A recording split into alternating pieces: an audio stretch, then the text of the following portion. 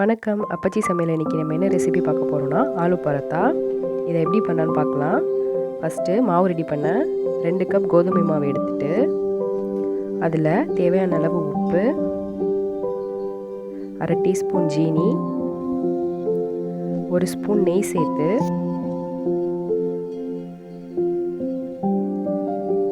தண்ணி விட்டு நல்லா சப்பாத்தி மாவு பதத்துக்கு பிசைஞ்சிக்கணும். மாவை நல்லா பிசைஞ்சிக்கணும். அப்போ தான் ஆலு பரோட்டா சாஃப்டாக வரும். மாவு நல்லா பிசைஞ்சதுக்கப்புறம் அது மேலே கொஞ்சம் எண்ணெய் விட்டு ஒரு மூடி போட்டு ஒரு 1/2 மணி நேரம் அப்படியே விட்டுருங்க. மாவு நல்லா சாஃப்டானதுக்கப்புறம் இப்போ ஸ்டஃபிங் பண்ண மசாலா ரெடி பண்ணிக்கலாம். அதுக்கு 2 பெரிய சைஸ் உருளைக்கிழங்க உப்பு சேர்த்து மசிச்சு வச்சுக்கணும். ஒரு பெரிய வெங்காயத்தை இந்த மாதிரி கட் பண்ணிக்கணும். ஒரு பச்சை மிளகாய், கொஞ்சம் கருவேப்பிலை. இப்போ மசாலா ரெடி பண்ணுறதுக்கு ஒரு வானலியில் 2 ஸ்பூன் எண்ணெய் விட்டு நம்ம கட் பண்ணி வச்சுருக்க வெங்காயம், பச்சை மிளகாய், கருவேப்பிலை சேர்த்து நல்லா வதக்கிக்கலாம்.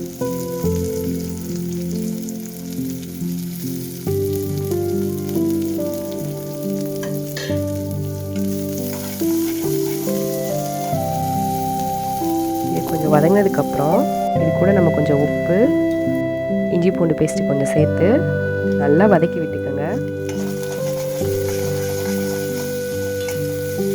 இது வதங்கினதுக்கப்புறம் இப்போ நம்ம மசாலா சேர்த்துக்கலாம். இதில் 1/2 ஸ்பூன் மஞ்சள் தூள், 1/2 டீஸ்பூன் மிளகாய் தூள், கொஞ்சம் கரம் மசாலா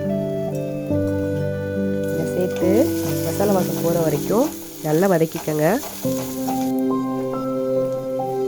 மசிச்சு வச்சுருக்க உருளைக்கிழங்கு இதில் சேர்த்து மசாலா செய்கிற மாதிரி நல்லா கிளறி விட்டுக்கோங்க.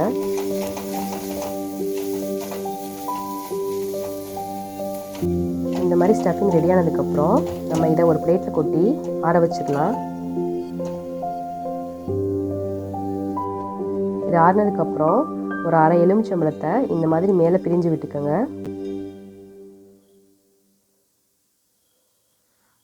இப்போ நம்ம ஆலு பரோட்டா பண்ண ரெடி ஆயிடலாம். அதுக்கு ஒரு பெரிய சைஸ் உருண்டை இந்த மாதிரி உருட்டி மாவு எடுத்துக்கோங்க. அப்போ தான் நம்ம ஸ்டஃப் பண்ணும்போது வெளியில் வராமல் இந்த மாதிரி உள்ளேயே இருக்கும். ஒரு 1/2 இதுக்கு மாவை தேய்ச்சதுக்கப்புறம் நம்ம தேவையான அளவு உள்ளே ஸ்டஃப் பண்ணிவிட்டு இதை சுற்றி சீல் பண்ணிடலாம்.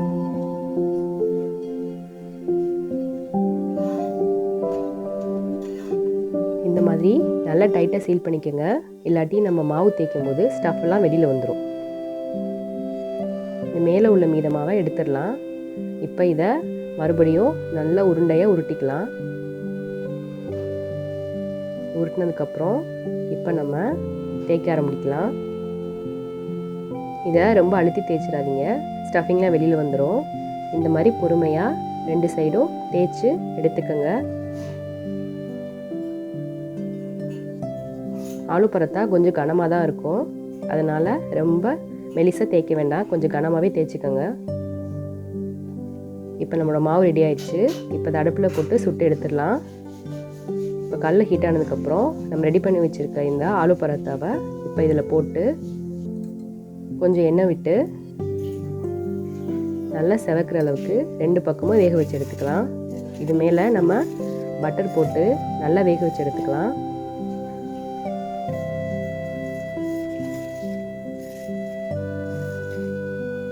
இப்போது ஆலு பரோட்டா 2 பக்கமும் வெந்து ரொம்பவே அழகாக இருக்குது பார்க்க. அவ்வளோதான், நம்மளோட ஆலு பரோட்டா ரெடி ஆயிடுச்சு. இது கூட கொஞ்சம் தயிர், ஊறுகாய் வச்சு நம்ம சைடிஷாக சாப்பிட்லாம். உங்களுக்கு இந்த ரெசிபி பிடிச்சிருந்துச்சுன்னா கமெண்ட்ஸில் சொல்லுங்கள். எங்கள் சேனலை சப்ஸ்கிரைப் பண்ணுங்கள். மறக்காமல் பெல் ஐக்கானை ப்ரெஸ் பண்ணுங்கள். தேங்க்யூ.